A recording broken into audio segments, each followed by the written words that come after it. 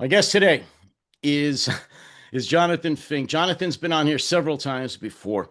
He is a Russia expert, but perhaps more importantly, recently, he's also the creator and host of Silicon Curtain on YouTube, which is a wildly successful channel with literally millions of subscribers. I'm just kidding. I know that he wishes he would. And maybe after this podcast, he will go over the 1 million mark. We shall see.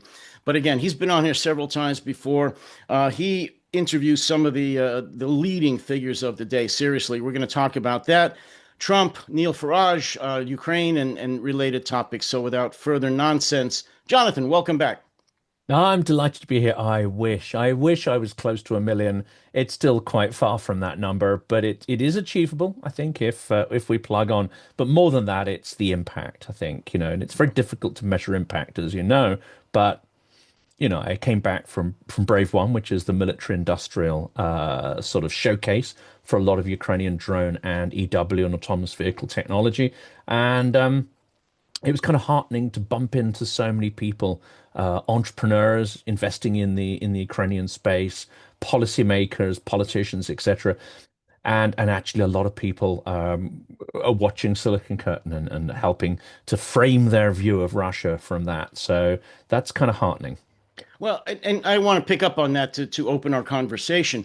You just came back from Ukraine, as you said, and I want to ask you specifically, not just about the conference that you were at, but what is the feeling in Ukraine right now? I mean, I can tell you how it looks from here, but it's of course very different when you're there. I get the sense, and correct me if I'm wrong, that there is a much more positive, upbeat attitude fairly recently in Ukraine, which hasn't been there for a while. What's your sense from what you heard and saw while you were there? I get that same sense. And again, it's anecdotal because it depends on who we are mixing with. And we would tend to mix with people who are naturally more in action. Their response to a dire situation is to try and find a solution, to do something rather than sit and bemoan their fate. So we're very influenced by the circle that we mix in, entrepreneurs and activists. But seems to be a change in that. And I think there was a certain amount of despair, certainly at the start of Trump. If you go back to the Oval Office fracas, there was a certain amount of kind of horror and despair at that point because Ukrainians, more perhaps than anybody else in the world, had thought that, actually, Trump can be reasoned with. Trump can go further than Biden did, et cetera, et cetera. And we know that that's not been the case. It's been a troubling 6 months or so. There seems to have been a change now. And of course, another low point was the Alaska summit, which, irrespective of anything tangible that came from it, and actually it's only the optics only Putin seemed to get benefit from it. But the main deliverable out of that was to normalize Russia, was to say Russia is a state, Russia is a country, Russia has to be dealt with, Russia is this, Russia is that, rather than focusing on the reality, which is that Russia is a mafia cabal. It's not even a state. It's a failed state. It's a failed country run by a genocidal mafia elite. So that normalized it. And that, I think, is another low point. But this already kind of starts to overlap with the line that Ukraine has no cards. But you can see from Zelensky's face in the Oval Office, he's like, I have cards. I mean, if I can get a word in edgeways, I can tell you about my cards. No one wanted to hear. They have cards, and now we're seeing those cards being played. Operation Spiderweb is extraordinary, and it's a game changer. I think it helps to reset the mentality that Russia is fragile, Russia is brittle, Russia can be beaten, and that Russia is the aggressor, and that it's fine to fight back against an aggressor. You don't have to sit and take it. So we're starting to see a reframing.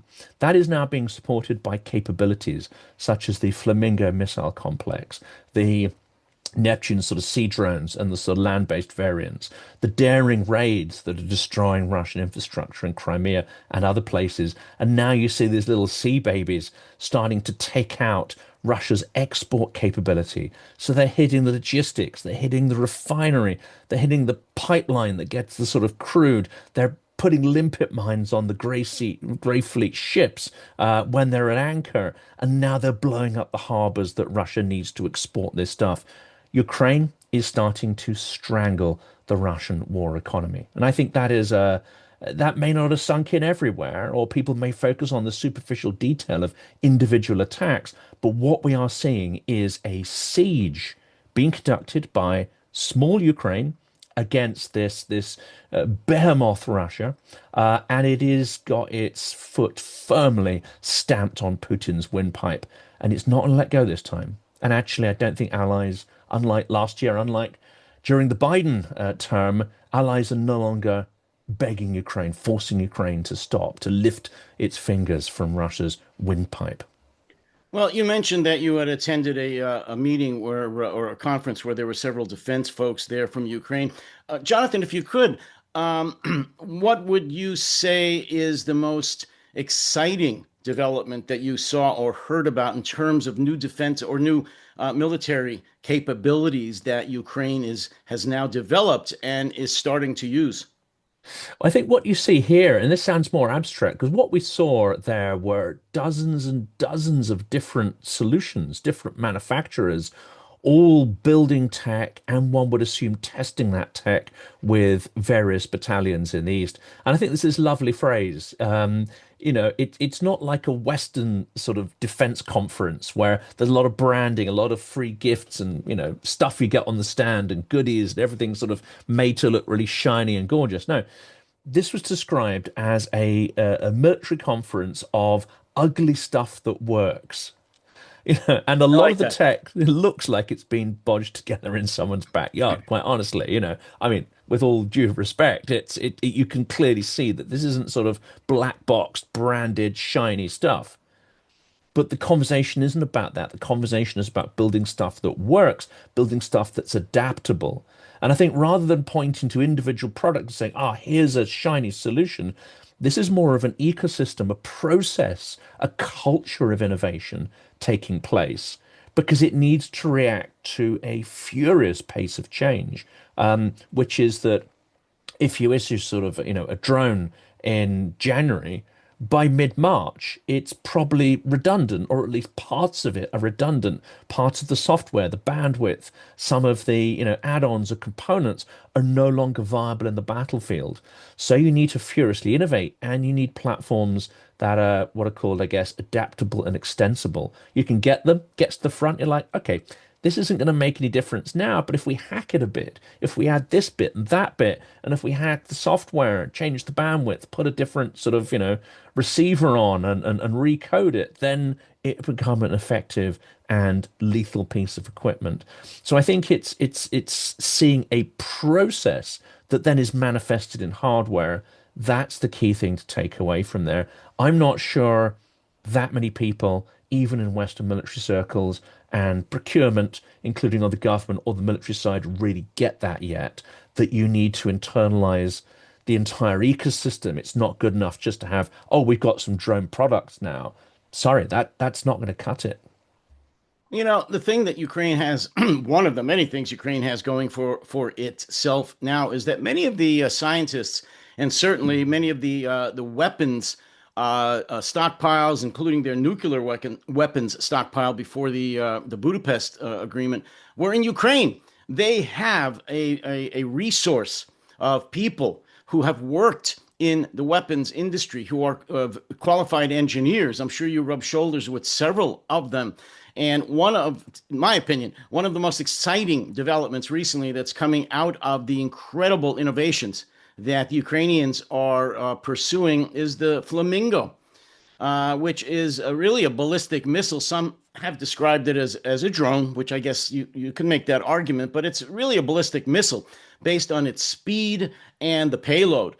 It can easily reach Moscow and beyond with a payload that's many times what the largest drone can carry. I don't know if you had a chance to look at any mock-ups, the real thing, or talk to anybody Yes. about that, but if you have, please tell us There about were it. some interesting mock-ups there, absolutely. And there was some little mini flamingos as well. And pink seems to be a theme here. I mean, the phrase, I don't know if we can swear on your channel, the dildo of consequences rarely comes lubed. Well, you've got I these love little it. I love it. This is the no delusion zone. You can say That's anything the you way you can like. say it. They've got these little mini flamingos and they've painted the tip pink in an extremely suggestive fashion. But no, there was quite a bit of that. There were large autonomous vehicles as well. Large, small, medium. It's a zoo of different technologies. But I think what you point to with the flamingo, I mean, no single solution, of course, is going to be a magic bullet because when you're punching a kind of Goliath like Russia in the face, it's no good just punching it in the face. You've got to kick it in the balls and the knees and punch it everywhere you can. But the flamingo serves a particular purpose, and come back to this idea of really choking off the resources to Putin's war machine and his regime. In fact, we know that it's hydrocarbons. Hydrocarbons fuel this. It's the purchase globally and especially by Europe over the last 20 years that have built Russia's war chest. And of course, certain countries in Europe still continue to buy oil. There's a few of them. More countries still continue to buy Russian LNG. We are still contributing to that war chest. Ukraine is saying this has to stop. And if you're not going to stop, we're going to force it to stop by destroying every node of production, refining, and delivery of these. This could go further, though. We've also seen reputedly a flamingo type drone, or it could have been an adapted HIMARS. There had been a little bit kind of ambiguous about what it was, but we've seen the thermal power plant in Belgorod get taken out. This is a radical change. This is no longer, I mean, you can argue that everything in Russia is dual use because everything is subordinated to the military. But this is going after a fundamentally what could be argued a civilian object. Technically, the rules of war have things to say about this, but Russia has taken out every thermal power plant in Ukraine over the last 4 years. So it's like if you're going to tie a country's hands behind its back, you're going to force it to lose. So we're in a slightly different situation here where the rules perhaps need to be sort of looked at in a bit more detail and context. But the lights went out in Belgorod. That was a test, that was a signal, that was a warning. With something like the Flamingo complex, and they're adding 50 of these units a month, is the claim, and they're trying to scale that up further. You could conceivably take out the thermal energy production capability of a metropolis such as Moscow, or at least you could hit key nodes that would start to put a cascading or catastrophic impact on the system. Now, anyone who's been to Moscow knows that actually, you don't just go into an apartment and you might have some central heating electric, but generally all the heat comes through from a water systems that are centralized. You have big sort of heating stations and pumping stations in a particular region of a city, and then the water is pumped out to apartments. Well, if you start taking out those nodes or you create a cascade effect and you do it in winter, well, the Russian population are no longer going to be able to stick their heads in the sand, ostrich-like. The war will come to them, and they'll freeze their butts off. Well, Jonathan, I So, think you're right. I yeah. mean, you mentioned how the flamingo is not or might not be a silver bullet. It might not be a game changer. I agree with you for the most part, but I'll say this, and you tell me your thoughts. If the Ukrainians are able to scale up their delivery, their manufacture of the flamingo to the point where it does affect the average Russian. I do think it could be a game changer. Like I said, I'm very excited about this. It's an incredible innovation that they've made on this with enough flamingos. They could do what you said. They could take out the all the nodes. They could take out everything that, well, not everything, but enough that's going to stop the war production in its tracks and is going to just piss off the average Russian. And I really believe that if they can just make enough of these flamingos. What do you think? It's already happening to an extent, and it's not flamingos alone. We've got various types of long-range drones. So again, it's a whole complex of different systems rather than one. What of course Flamingo does is what you said there. It gives it range and it gives it a higher payload. It gives it speed that can potentially get better through air defenses than drones. Although it seems a lot of their drones are not having too much problem getting through Russian air defenses. But Russians are already experiencing this. They've had multiple instances where their civilian airports have been shut down by Ukrainian drones, sort of buzzing those facilities. At one point in the last couple of weeks, we had all five of the airports around Moscow shut down. That is already causing immense irritation, loss of money, etc. So it's already started to cut through. We're now seeing fuel shortages that are absolutely dire in the Russian Far East and in the occupied territories. In fact, in certain places, it's now been mandated that fuel will only be available to the military, that no petrol fuel for petrol vehicles will be sold to anyone other than the military. Just imagine the economic, not just the social, but the economic knock-on effect of that. It's starting to bring life to a standstill, and it's even been reported that panic buying has triggered a cascade in parts of South and Central Russia, where up to 50% of petrol stations have now basically we have no supply, go somewhere else. So this is already having an impact. It's been reported just this last week that up to 40% of Russia's refining capacity has been affected by long-range strikes. That has reduced its daily operating output by around 20%. So that's huge, absolutely huge. Russia is now having to import refined petroleum products from India and China just to keep the lights on.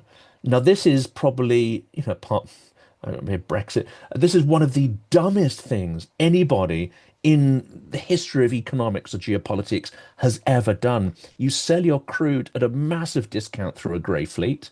And then you import refined oil products made from that same crude back into your system at sort of three times the price. It's stupidity, which we've come to expect from Putin, strategic idiocy of the highest order, and it's going to get worse. It's going to get far, far worse. That in itself is going to bleed the Russian exchequer. It's going to accelerate the financial kind of gaps and crisis that we are already seeing in the system. It's smart. Ukraine is not relying on anybody else to get the job done. They're doing it themselves. I will have to say, and not to throw a damper on anything you said, but as far as the pain trickling down to the average Russian outside the biggest cities don't drive. They don't own cars. So, yes, what you're saying is absolutely true with the petrol, but it's not going to affect the average Russian right away. It will because there's other uses for this. And as you said, as far as the military industrial complex, folks in bigger cities and industries, it will affect them. But as far as trickling down to the average Russian, they don't, it's not going to affect them right away. In fact, that ties into a conversation I had yesterday about inflation. And we can get into that. The economy in Russian. And the person said that the inflation is running rampant, and it's going to affect all Russians, including when they even want to go out to the supermarket or to eat in restaurants or cafes. And again, I had to say that that's true, but it's going to take a little while longer because the average Russian outside of the big cities don't eat out. They don't go to cafes and restaurants maybe twice in their life at a wedding or a funeral. However, again, it is affecting those in the bigger cities, and it is going to affect the military industrial complex. What are you seeing, hearing? And I know you've interviewed some really great people on this about the Russian economy right now, inflation, and just basically how are not only the sanctions, but more importantly, the Ukrainian strikes. How are they affecting the Russian economy right now? Well, this is interesting. I mean, I think of it almost like I mean, I said something. I spoke to a guy called Mark Fagan, who was the lawyer of Pussy Riot. So a very interesting guy, and anyone who speaks Russian will have seen his conversations. I mean, he had some originally when the war started with Arestovich, but for obvious reasons, that didn't go so well. Whereas Arestovich became more of a, dare I say, a sort of either an oddball or a curious mouthpiece of Kremlin narratives. But I placed a sort of slightly naive question. I said, well, what about the opposition we see coming from some figures in the central bank? We had the Russian Economic Forum where they started articulating some of the real pain. Now, the whole thing is they're supposed to come with solutions, right? They're allowed to say this is wrong and this is what we do about it. That's their job, and they're mandated to do that as long as they don't criticize, the Fuhrer, the Tsar personally, or implicate any of his direct policies directly. But something different happened here. Not only are they screaming louder about the problem, look, and the problems are magnifying and they're getting compounded. They're also pointing out that they no longer have a toolkit of solutions and levers to pull. They're being quite clear that this is what's happening and we can't stop it. We don't have the tools to stop it.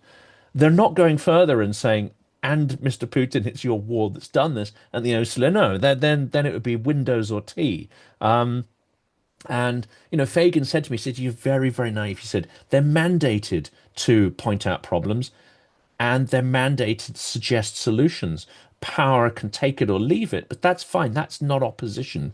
They have no capacity for opposition. Nobody in Russia has capacity for opposition. So whether your car no longer has fuel to run, whether you can only go to a restaurant, once a week rather than twice, whether your potatoes cost two, three times more, this to an extent is immaterial because what are people going to do about it? Are they going to come on the street? No. Are they going to organize? Are they going to suddenly trust each other to organize into some coherent opposition? No. Are they going to form, liberal parties and try to change things rationally? No, none of this stuff's going to happen. And if anyone even tried it, they'd be on an eight-way stretch to a Siberian penal colony, if indeed they describe, survived the beating up in the pretrial detention center. So we can say all this stuff is happening. We can say the Russian economy is screaming with the pain of this, and it is. But if we go further and start to invoke some kind of conclusions from that, which unfortunately a lot of the media do, they place our frameworks over Russia. That's not going to work because no one is going to lift a finger. There are no coherent solutions to this except the defeat of Russia in Ukraine and the death of Vladimir Putin. Now, whatever happens after that, whatever time of troubles, whatever chaos as they fight it out amongst themselves for the throne, we don't have to care about that. We have no agency in that fight. We have no control either to make it really happen or to prevent it. But the only way this ends is with the demise of Vladimir Putin. So the economic pain is a step towards that eventual goal. But we cannot assume that that alone is going to do the trick or end, the madness, not just the localized madness of the war in Ukraine, but his much wider ambition to export Putinism, to export his values, his particular business model around the world. That's where it gets scary because, of course, and I know you're going to come to this later, in Soviet America, we see a resurgence of certain Putinist values. We see certain people who look at these and actually want to be like that. They see some advantage in the Putinist toolkit and the, say, almost Sovietized mindset that you can instill in your population to enable you to do that. Well, I agree with you, and I want to follow up on that because I've been screaming for a very long time, as well as many others, that the sanctions alone are for sure not going to end this war. They're too little, they're too late. Number one, but also the Russian population's capacity for pain and suffering is almost limitless. Also, you add to that the police state that Putin has there, and as you just said, anyone who dares to question that, even a one person protest with a sign has been put down very, very violently. So that's not going to happen. The only way, and again, I'm just repeating what you said because I've been saying this for forever. The only way that this is going to end is with Russia's military defeat, his conventional military defeat, and or the death or replacement of Putin. You've had some very interesting interviews recently. I'd like to talk about that, about Putin being under siege, Yeah. the Kremlin being under siege, whether it's by his elites, by the FSB, the military. Talk about that. What are you hearing based on coming back from Ukraine, but more specifically, some of your really interesting interviews recently on that theme, that topic? We don't hear really anything about the Russian elite as such. If it indeed, the idea of an elite actually has any validity. The insight that I think was the best one and there's because people realize that if they even a squeak of their private conversation were to be made public, it's tea or windows or altitude cancer, as someone called it with Prigozhin. Yeah, so you're not going to hear any hints of this. You're not going to hear any hints of a design or any collusion against Putin because the minute you hear about that, it's over and those conspirators are done. We don't even know what we don't know in that sense. I mean, many conspiracies may have arisen and been taken out with us not even, realizing it. There's two things that I think are quite interesting. One is that we see on the economic sphere we see those people who've tried to buckle under Putinism and carry on running their businesses, maybe even not really objected to the war, but this is where people are going to find this kind of odd. You can be a despicable person, right? You can be a person who's indifferent to politics and human life. You could still be quite a good business person or manager and entrepreneur. And I think in what the 90s and the 2000s have produced is a whole raft of people who are reasonably good at business within, narrowly defined limits. Well, those people who've built up business and built up wealth, and some of them built up fairly sort of competent, efficient businesses, they're having those stolen from them and handed to Putin loyalists who are then, running them to the ground, asset stripping them. So you're seeing the last vestige of, I would say, any kind of competence or even a foundation for a future sort of democratic economy being wiped out. Or I wouldn't even say democratic, but a future, capitalist economy of some sort, because you can have authoritarian capitalism, of course. They're now being sort of wiped out. And as a friend and guest on the channel, Constance and some others describes it. This is like bulldogs fighting under the rug. You don't know who's taking who out, but you can see it kind of going on at scale. So I think that's one interesting point is the cannibalization of Russia is taking place on multiple levels, some of which we barely even appreciate, which is degrading its potential for the future. The other one, and it's one that's really sort of, I've struggled to understand, but it kind of makes sense when you do, was talking to Andrei Soldatov, who's an expert in the sort of KGB and the sort of hierarchy, as it were, the security industry hierarchy, security services, intelligence services hierarchy. And he said, look, what you've got to understand is, and he interviewed recently a number of journalists. These are people who he's worked with. These are people who managed him, who were maybe a decade older than him, who had their formative years in the Soviet Union but transitioned to the 90s. He interviewed people who were still functioning within Putin's propagandistic machine, and he had long conversations with them.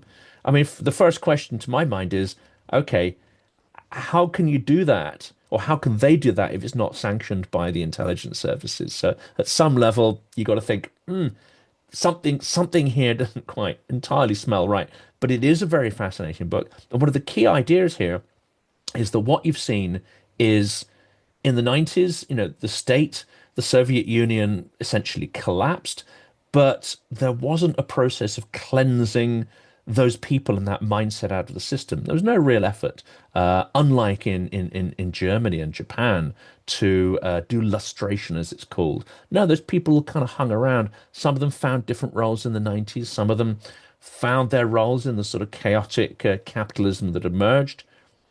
But there were many people of mediocre talent, or many people are perhaps a little bit lazy, or many people who just don't feel comfortable in that sort of atmosphere of freedom and competition, who leapt at the chance when there was a reemergence of a kind of Soviet style hierarchy. There are many people who felt that they'd lost privilege, they'd lost power, they'd lost status, and actually life was far tougher with none of the benefits and perks. Because if you have status and life is tough, somehow I think Russians can put up with that. If you're part of a great imperial project, you might live like a dog, you might live like shit, but you can feel vicariously powerful because your czar is powerful. But these people lost, power, status, money, influence, and even if they regained a little bit of it, it doesn't have that same aura of being bestowed that power within a hierarchical system by a czar. Now, this sounds completely alien to us. But I don't think it is that alien because if we strip away the sort of material and the sort of physical signs of culture and so on, I think we see an emergence of, unfortunately, this deep Soviet thinking around the world, and it's a constant battle. In Russia, that battle has kind of been lost and was never really even won properly. But we see that a friend of mine calls it managerial values. Doing things by the book rather than doing the right thing. And I think that's an interesting sort of concept. That resurgence of that sort of very mechanical managerial mindset is what made the Soviet Union work. And of course, they were distinct in that they would actively purge and kill and destroy anyone that developed leadership skills, that developed creative or innovation skills. But in our societies, it may not be such a violent process, but you can still have a system that starts to disenfranchise those who are, more of that leadership character, who are I'll more tell you, innovative. Jonathan, you're hitting And close to home here. in the US, it's a It's process that's underway. yes, I it's mean, sounding very familiar. yeah. Well, okay, let's get right into that because we don't have as much time as we would like. One of your old friends, Nigel Farage. Why don't we talk about him and his how he looks up to our Putin, Donald Trump? What's going on over in the UK right now as far as Mr. Farage and the Trump fan club? Well, I mean, first of all, I don't want to say that everything that Trump does and says in his life is pathetic. Even though it But is, but go ahead. but the way he sort of, looks at Putin and admires certain features of Putin, and Putin is a pathetic man. He is an accidental czar. He's a traumatized, uh, deeply unpleasant, deeply vindictive individual. I mean, you could tick all the boxes of the seven sins, I'm sure, and he would have the. So to actually look at that individual and think there's something admirable in that is pathetic. Farage is looking at, the pathetic person looking at the pathetic person. It's like a Russian doll of increasing orders of patheticness. And Farage is a compound of all of that. He is a populist patriot. He was instrumental in getting Brexit done. He was instrumental in demonizing our relationship with the EU, poisoning it, in fact, and spinning lies and mythology. He has been credibly linked to many people who are themselves credibly linked to Russian either information operations or intelligence operations or active measures or whatever you want to call it. So I wouldn't necessarily come out and say Nigel Farage is a KGB agent, because that I think is too simplistic. But certainly he's in a group of politicians who would look at the kind of informational material, even investment in, say, digital campaigns, support that Russia can provide. And they'll be like, sure, we know they're trying to destabilize our country, but this benefits me and my agenda. So I think he is of that ilk of people who would take that support, who has no real limitations, no moral limitations, no political limitations in what he's prepared not to do in order to get his way up the greasy pole and take over. The unfortunate thing is we're at this curious inflection point where traditional parties are at a very low ebb, the weakest point perhaps in their history. And it's compounded by far too many things we could talk about here, whether it's social media, whether there are many things that have compounded the decline of traditional parties and their authority. But it comes at a point where Russia, I think, is injecting or throwing a huge amount of petrol on the flames. I see Nigel Farage's party in the classic model of these like mushroom parties that didn't exist last week, but just pop up out of nowhere. and they feed off grievance and they feed off problems. Many of the problems are real, but they don't offer a solution. They offer sham, simplistic version of a solution, which to an educated mind would tend to sort of say, well, that's nonsense, right? This guy broke our economy. How are you going to trust him to fix it, right? Like the educated mind, the informed mind will look at it and go, this makes no sense. Or they'd pick through his policies and say, there's nothing here. It's all pixie dust and moonshine. There's nothing there. But unfortunately, we are no longer in a generation of people who are deeply politically educated, but they have opinions, they have passions, they may know their locality, their particular business very well. They may be very, very smart and informed in certain respects, but they're not formed to the extent that they join the dots between Farage and a Russian destabilization operation. They are not informed to the extent that they will look at Farage and deeply eviscerate his policies or analyze his policies and realize that these cannot be a solution to the complex problems we're facing.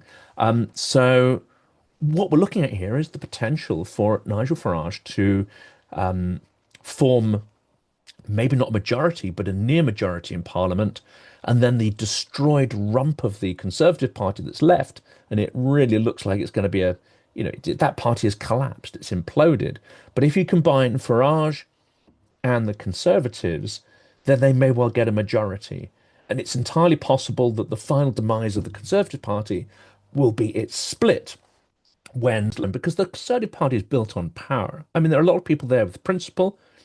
We saw that in Brexit. A lot of people actually voted against their own party, against the mandates of their own leaders for points of principle, which is good. We don't see that happening in the Republican Party at all. So I said the Conservative Party was still slightly healthier than the GOP, but it's become hollowed out to such an extent. And you'll have this inflection point. Either you cease to exist or you kind of get swallowed up and merged by Farage. And many people will leave at that point. They'll say, right, I'm done. But there'll be enough probably to make that split. So we're at an extremely dangerous inflection point here. The election is 3 years away. So one would hope that Ukraine has already dealt with Putin at that point, and this has reached some kind of nadir, as it were. But if Farage gets in, it's my absolute belief that he may not announce it publicly. He may not come out and say, "Oh, I'm, Putin's best friend," because that's certainly not electorally very attractive in the UK. But he would quite quickly deconstruct the UK's support for Ukraine behind the scenes or render it non-effective. And believe me, there is far more British support on the ground than any other country, far more than the United States, and it is of a significant nature. So this is incredibly worrying. If Britain withdraws from, I would say, helping European democracy to remain resilient, then we're looking at a very dire situation. I mean, it really is. Well, what you're describing, Jonathan, and we're going to have to leave it there for today, is a very dire situation. And it's being echoed not just here in the United States with MAGA, Donald Trump and Make America Great Again, all throughout Europe, as you know. This, what you, I think, described as the Soviet-style managerial system, where people are saying, maybe it's not the best thing for our country or for my country, but I can make a shilling or so on this, so I'm going to do it. That's what's sweeping the Western democracies. Not in totally engulfing it yet, but it's worse than it's been in my lifetime for sure. And in my country, it may actually sink us. But it's happening all over Germany. I mean, Europe. I mentioned Germany, all over Europe. And I don't want to go, blow by blow each country. It's everywhere. I don't know if I could say I'm pessimistic, but we are in some dangerous times. You're right. This is an inflection point, not just in the UK, in the Western world, period, of democracies. Putin's word, his message, as destructive as it is getting through. Russia is winning the information war. And I think you have written and made podcasts about this. We're losing the information war. And if we don't get our act together, the Western world, we're going to lose the kinetic war, the shooting war. And that keeps me up at night. And we're going to have to leave That's it here. right. Yeah. Because we Um, know reflexive control, it's basically you don't have to defeat someone militarily, you just have to hollow out their will to fight. and it's And happening. then it's Uh, happened. Jonathan Fink, thank you so much. We're going to talk again very, very soon. Welcome back, at least to the UK. And like I said, we're going to talk soon. So thank you again. And you, as always, you take care and stay safe.